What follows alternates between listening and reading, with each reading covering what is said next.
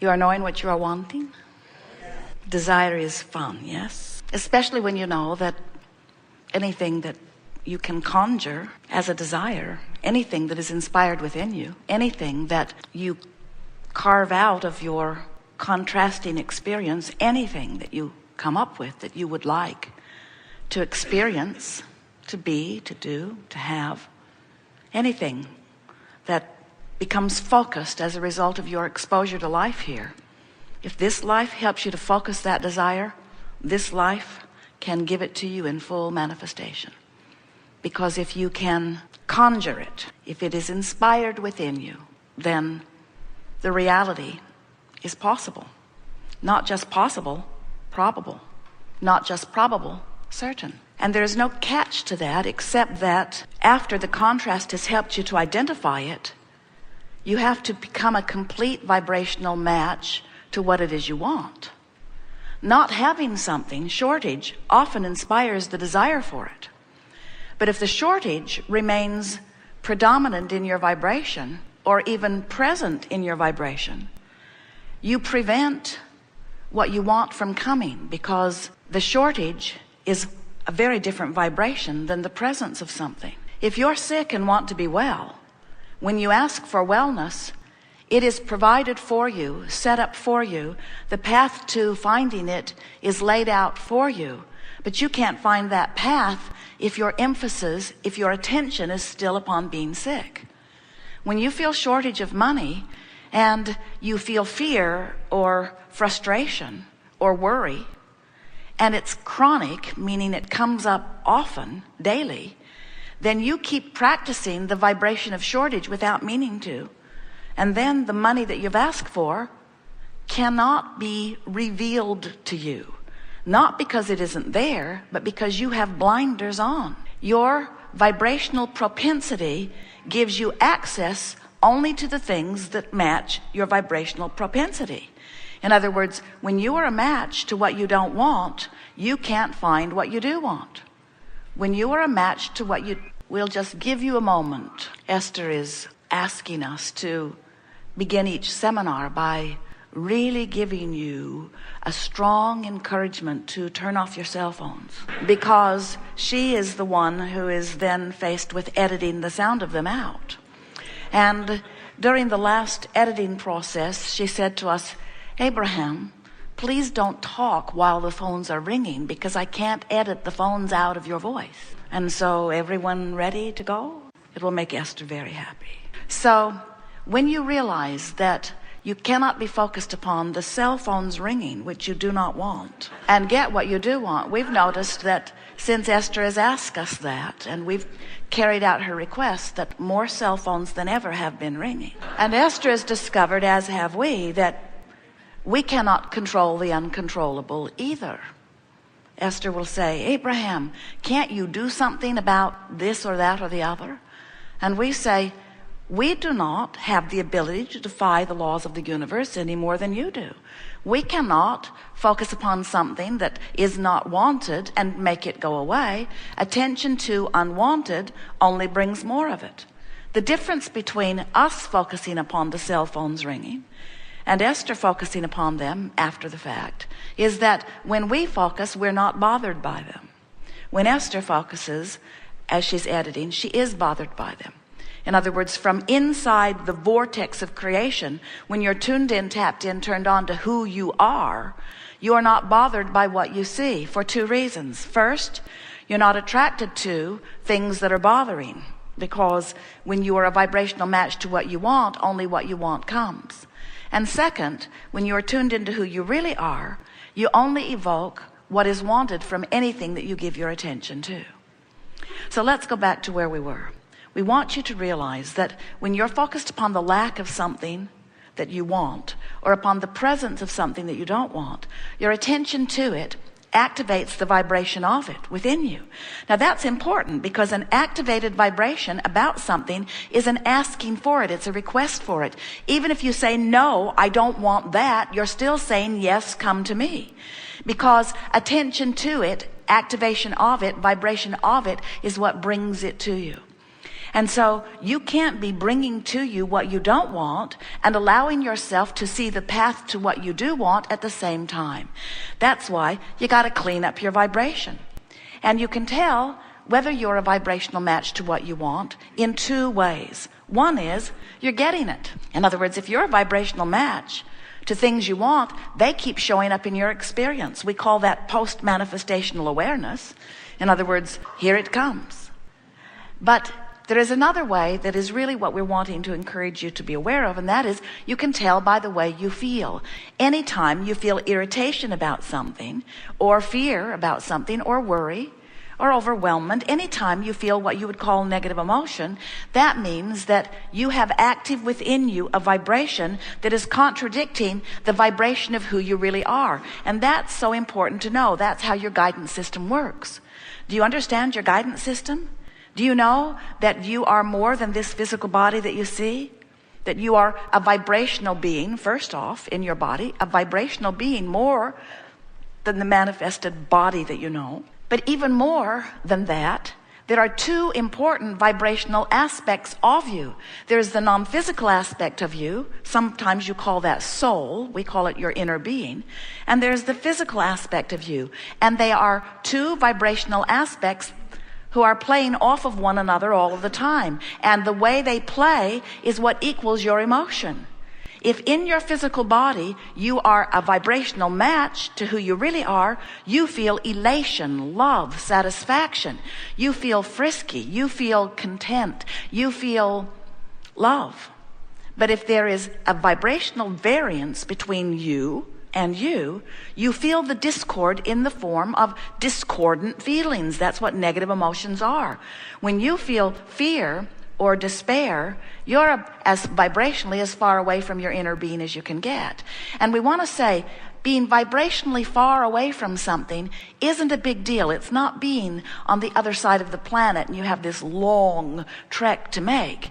Vibrationally speaking, in terms of time, can be very fast. Vibrationally, just like your radio stations, you can be vibrationally speaking on one channel very far apart from another. But it doesn't take much time to tune in to the other channel. It's not about time, it's about intent, it's about focus.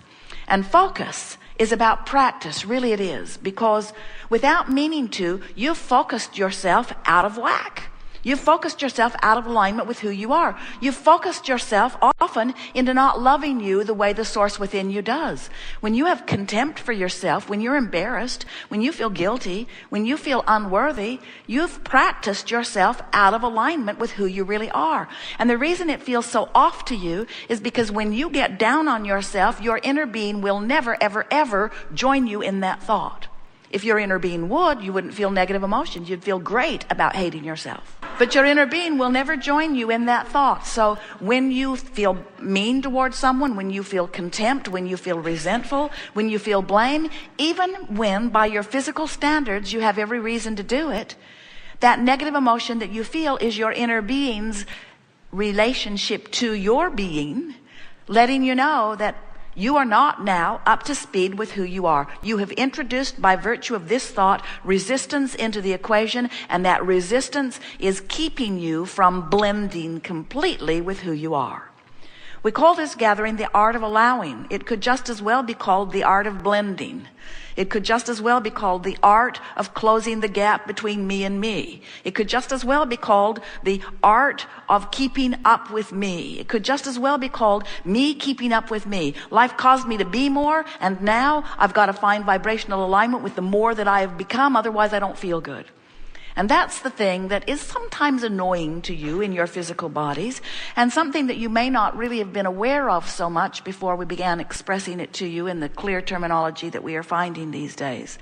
But your life is causing you to expand. It always has and it always will. And if you don't keep up with the expansion, you don't feel good. So you cannot come into this physical experience and live in a small cloistered environment where you pick up the beliefs of those around you without growing enormously, because contrast, no matter how big or small it is, causes you to continue to expand. But if you keep holding yourself to those same beliefs, even though you're expanding, those same beliefs in time will become troubling to you because you've got to keep up with your expansion. It's just that simple. You came into this body looking for expansion, knowing that the contrast would inspire all kinds of ideas beyond what's here. In this gathering today, with this small cluster of physical conglomeration, you are varied in your beliefs, in your desires, in the realities that you are living.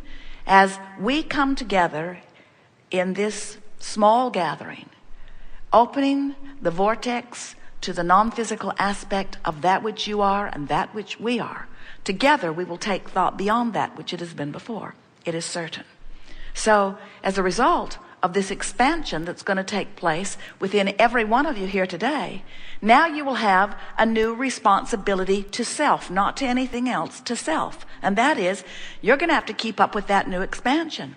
Perhaps you should put that on the registration form before they come in. Doesn't seem right to tell them after the fact. You're going to expand. You are. And then you're going to have to keep up with it, or you're going to feel worse than you did before you met us.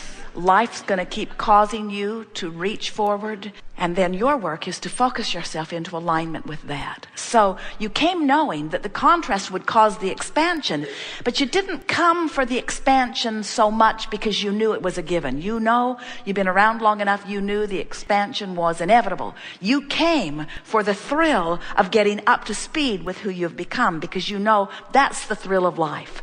That's when that enthusiasm comes. In other words, to have life cause you to become more and you not be quite up to speed with it. And then you turn and look in the direction of what you want and practice the vibration of your desire until you've nailed it, until you understand it, until you are it. And then to feel law of attraction sweeping you as now a cooperative component into this vortex of creation.